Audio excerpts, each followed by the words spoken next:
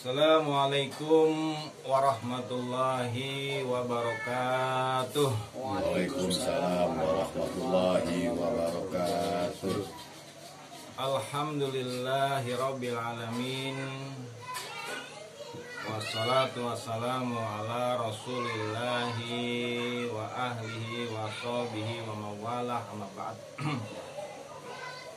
Qala Allah Ta'ala bil kitabil karim, a'udzu billahi minasy syaithanir rajim, bismillahirrahmanirrahim.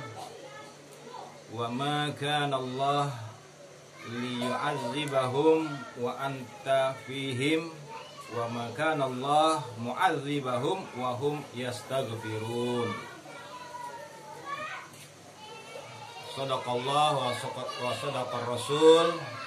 Allahumma fhamna bil Qur'an. Sahabat-sahabat yang dirahmati oleh Allah Subhanahu wa Ta'ala, kita bersyukur kepada Allah tengah situasi kita dijerat oleh berbagai macam kesibukan, didesak oleh berbagai macam kebutuhan, ditekan oleh berbagai macam keinginan. Namun Allah masih memberikan kita hidayah, kekuatan untuk kita sejenak mau untuk mentafakkurkan diri kita dalam rangka kita mendekatkan diri kita kepada Allah Subhanahu wa Ta'ala. Mudah-mudahan usaha yang dikit dan kecil ini kiranya menurunkan cahaya rahmat daripada Allah Subhanahu wa Ta'ala. Salam dan salawat wajib selalu kita sampaikan kalau kita ingin apa yang kita perbuat bernilai ibadah di hadapan Allah Subhanahu wa Ta'ala, dan jikalau keinginan dan doa kita diijabah oleh Allah Subhanahu wa Ta'ala kepada baginda Nabi besar Nabi Muhammad sallallahu alaihi wasallam, kepada para keluarganya dan juga kepada para sahabat-sahabatnya dan orang-orang yang mengikuti beliau hingga hari kiamat kelak. Sahabat-sahabat yang dirahmati oleh Allah Subhanahu wa Ta'ala, dalam kesempatan ini saya terdorong ingin menyampaikan satu ayat yang tadi saya bacakan dalam pembukaan, termaktub di dalam surah Al-Anfal ayat 33, yang artinya A'udzubillahi minasyaitonir rajim. Bismillahirrahmanirrahim. Wa makana Allah, dan tidaklah Allah liyu'adzibahum, mengazab mereka, wa anta, dan kamu fihim, bersama mereka, di dalam mereka. Wa makana Allah, dan tidaklah Allah mu'adzibahum, mengazab mereka, wahum, dan di antara mereka yastaghfirun, ada orang-orang yang memohon ampun kepada Allah Subhanahu wa Ta'ala.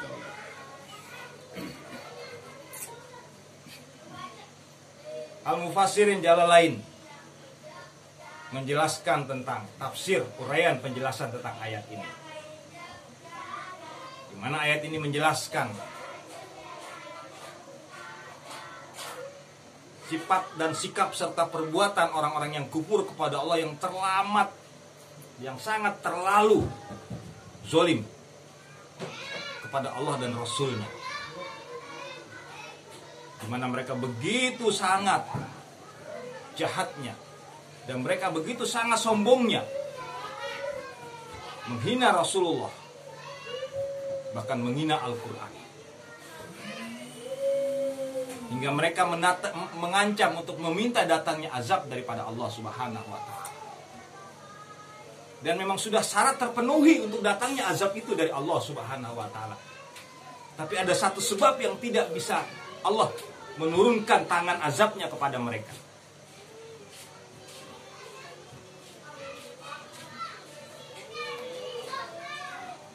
Apa penyebabnya, sahabat-sahabat sekalian? Yang insya Allah nanti akan saya jelaskan.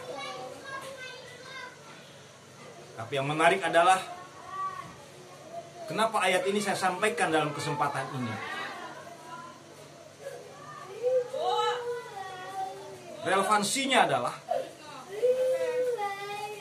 kita harus menyadari di depan mata kita, di hadapan kita, di sekeliling kita, di tengah-tengah kita, bahkan melalui media informasi. Begitu jelas, begitu banyak terjadi yang namanya azab, yang namanya hukuman-hukuman dari Allah Subhanahu wa Ta'ala, yang berupa sesuatu yang sangat-sangat tidak kita inginkan, sesuatu yang sangat menyedihkan, sesuatu yang sangat mengerikan. Dan itu terus berkembang besar di zaman sekarang ini. Wajar kalau dikatakan ini merupakan tanda-tanda zaman sudah akan berakhir.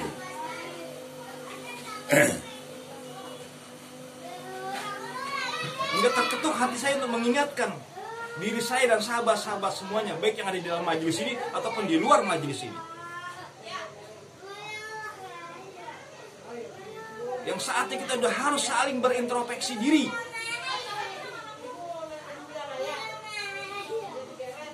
Agar tidak cepat zaman ini berakhir, hancurnya dunia ini.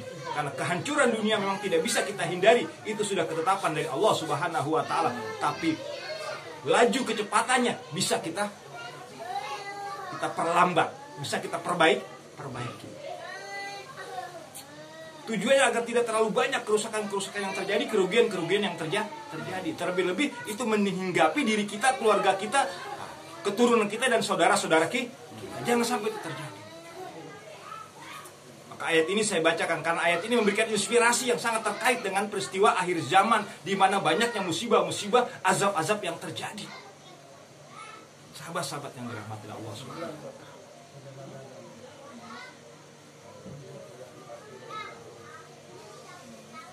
Tidak usah jauh-jauh ke negeri luar, di negeri kita sajalah yang ironis mayoritas umat muslim, umat yang cinta kepada Allah, umat yang harusnya mendapatkan jaminan perlindungan dari Allah Subhanahu wa Ta'ala, itu pun banyak terjadi.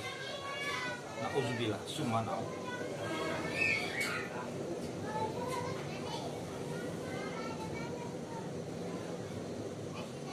Maka hati saya tergerak untuk menyampaikan ayat ini agar kita bisa mengambil inspirasinya, hikmahnya, makna yang terkandung di dalam ayat ini.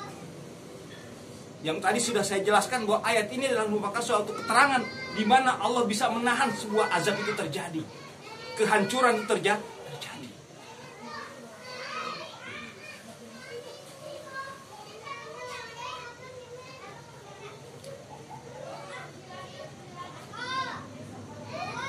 Ini akan lebih jelas kalau kita simak di dalam keterangan tafsir Ibnu Katsir. Tafsir Jalalain menjelaskan bagaimana ulahnya sebab terjadinya azab itu karena manusia semakin mungkar kepada Allah Subhanahu wa Ta'ala, semakin ingkar kepada ayat-ayat Allah Subhanahu wa Ta'ala. Bahkan mereka menantang Al-Quran, saking itu. Kalau kita di media lihat sekarang, banyak orang yang menghina Al-Quran, banyak orang yang melecehkan Al-Quran, banyak yang menantang Al-Quran. Sama seperti yang dialami Rasulullah di dalam peristiwa surah Al-Anfal ayat 33 ini. Dijelaskan oleh tafsir Jalalain, dijelaskan oleh tafsir Ibnu Katsir. Kenapa dua tafsir ini saya jelaskan? Karena kita ini sudah terkotak-kotak dengan aliran. Kalau orang Nahdiyin kurang tertarik dengan tafsir Ibnu Katsir. Kalau orang Mujtahid kurang tertarik dengan tafsir Jalalain. Maka di dua-duanya saya ambil untuk mengingatkan kedua sisi yang sekarang ini umat Islam di Indonesia ini terbagi atas dua bagian besar.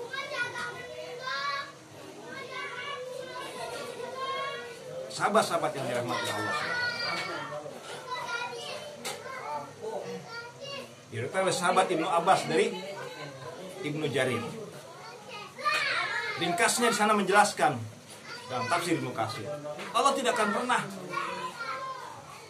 menurunkan azabnya walau sudah separah apapun manusia yang ada di dalam sebuah lingkungan, sebuah masyarakat, sebuah kota, sebuah negeri, sebuah dunia.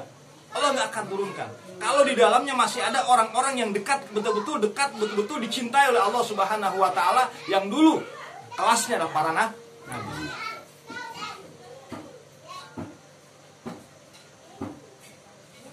Kalau gelar nabi sekarang sudah tidak ada, tapi kelasnya ada.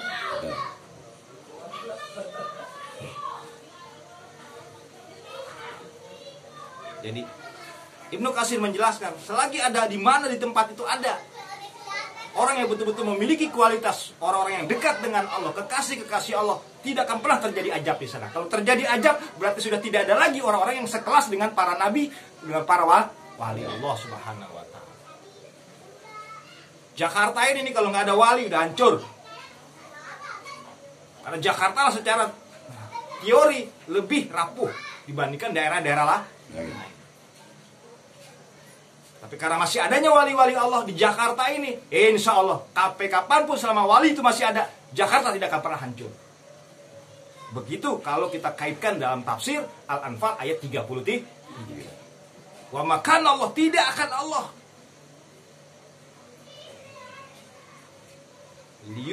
Liyu'azibahum, mengazab mereka. Wa anta, dan kamu.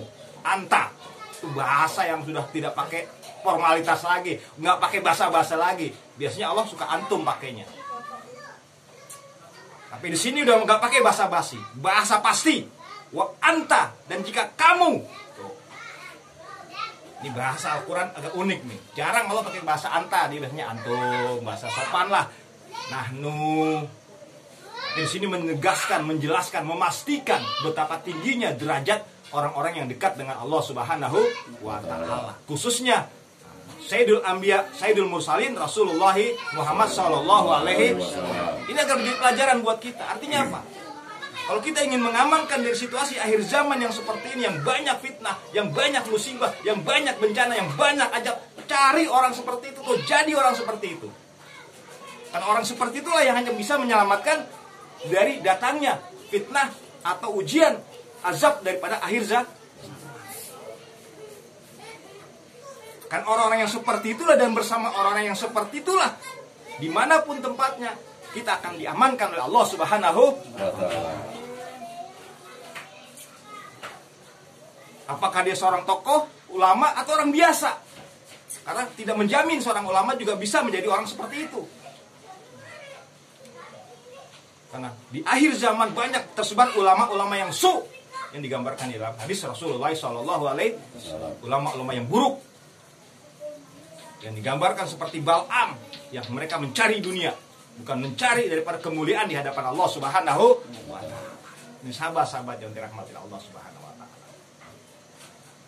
Artinya kita harus mulai jeli dari sekarang. Kalau ingin mengamankan kita terhindar dari datangnya azab, datangnya daripada musibah, fitnah di akhir zaman sekarang ini. Ini kita sebar ini, karena udah mengglobal ini nggak bisa kita hindarin. Dia akan masuk ke rumah kita, akan masuk ke anak kita, akan masuk ke nenek-nenek kita bahkan. Apalagi kita aja sekarang udah pakai dia.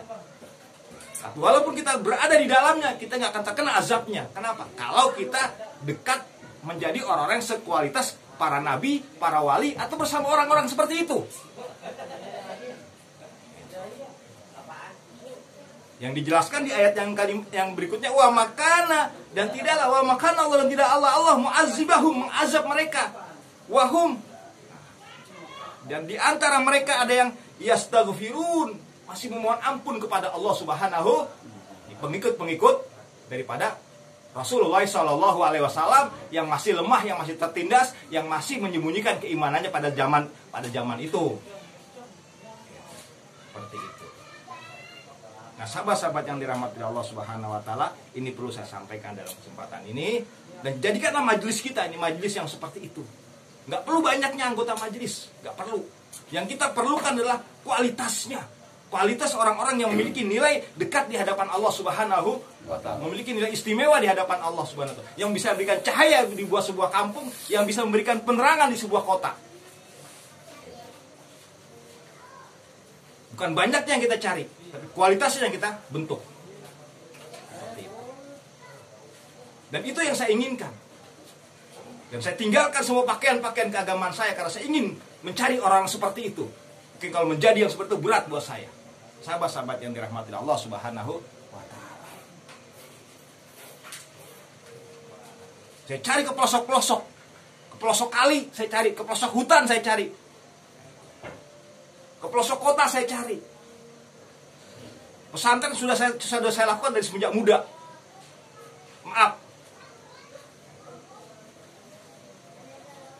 saya masih belum puas. Maka jadilah antum-antum ini, sahabat-sahabat ini menjadi kualitas-kualitas yang seperti itu. Para orang-orang yang dihormati oleh Allah Subhanahu wa taala, dihargai oleh Allah Subhanahu wa taala, sehingga saking karena hormatnya Allah ketika Allah ingin mengazab suatu tempat ditahan oleh Allah karena melihat orang tersebut. Nah, jadilah orang seperti itu. Dan orang seperti itulah yang dibutuhkan umat di akhir zaman nanti. Bukan orang yang bertitel, orang yang berkualitas, bukan orang yang berpangkat, orang yang berkualitas. Kedudukannya dekat di hadapan Allah Subhanahu wa taala. Karena itulah yang bisa menyelamatkan datangnya daripada kehancuran-kehancuran, azab-azab daripada akhir zaman dari Allah Subhanahu wa taala. Karena perbuatan-perbuatan manusia semakin dosa. Kita ambil contoh saja.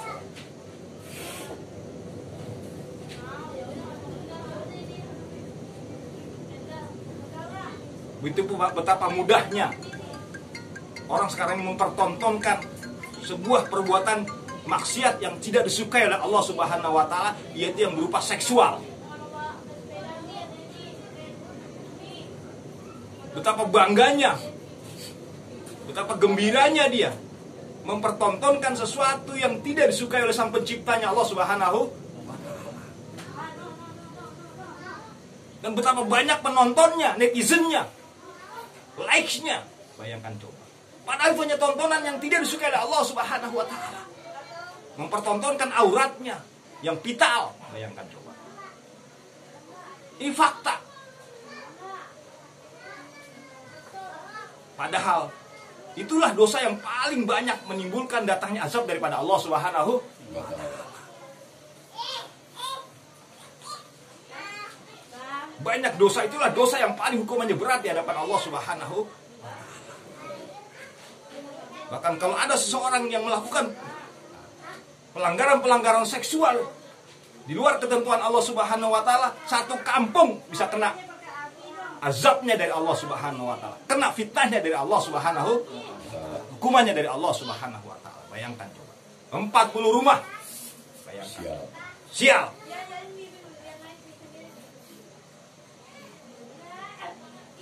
Kota Jakarta ini udah kota yang paling banyak mengkonsumsi hal-hal seperti itu.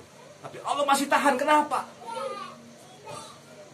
Kalau hitungan dosa sudah waktunya Allah azab, tapi karena masih ada orang-orang yang seperti anta, seperti kamu, seperti Rasulullah, seperti para nabi, seperti para wali, maka ditahan oleh Allah Subhanahu wa taala. Sahabat-sahabat yang dirahmati Allah Subhanahu wa taala, ini yang perlu untuk saya berikan penjelasan, peringatan. Kita butuh di akhir zaman ini kualitas-kualitas mendidik orang-orang seperti itu atau mencari orang seperti itu. Orang bertitel tidak lagi bisa menyelamatkan. Orang berpangkat tidak bisa lagi menyelamatkan.